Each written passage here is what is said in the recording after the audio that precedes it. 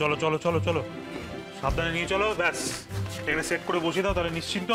হ্যাঁ, এদিকে নয়, এদিকে নয়, লেগে যাবে। ওদিকে যাও, ওদিকে খেলো। আরে না না, ছাড়ো তো, অনেক ফুল দিয়ে সাজানো হয়েছে, আর ফুল দিয়ে সাজাতে হবে না, লাগবে না। আর হ্যাঁ শোনো, আরেকটা কথা বলছি, যে বিলটা আমি যেমন বলবো তেমন বানাবে, ঠিক আছে? এই দেবু, হ্যাঁ। তো ক্যাটারারের লোকজন তো এখনো পর্যন্ত খাবার দাবার নিয়ে এলো না।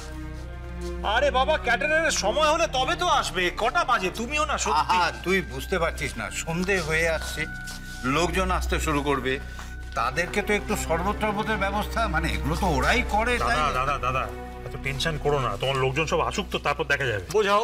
আরে রঞ্জু দেখ, আমি কিন্তু বেশি লোককে বলিনি, মাত্র 120 জনের আয়োজন করা হয়েছে, না আসার কি আছে?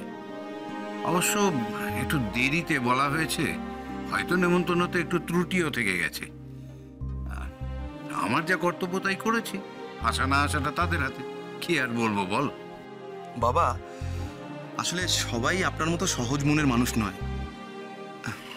আমি একটা কথা বলবো, কিছু মনে করবেন না। বলবে না কেন, বলো বলো।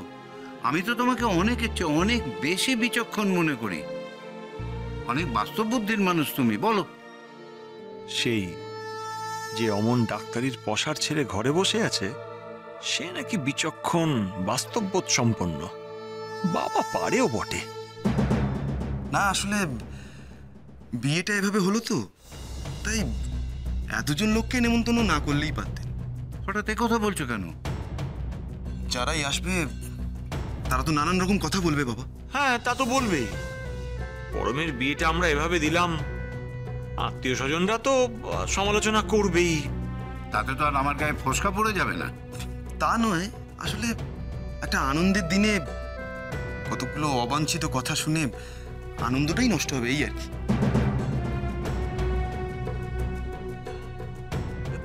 তাই তো।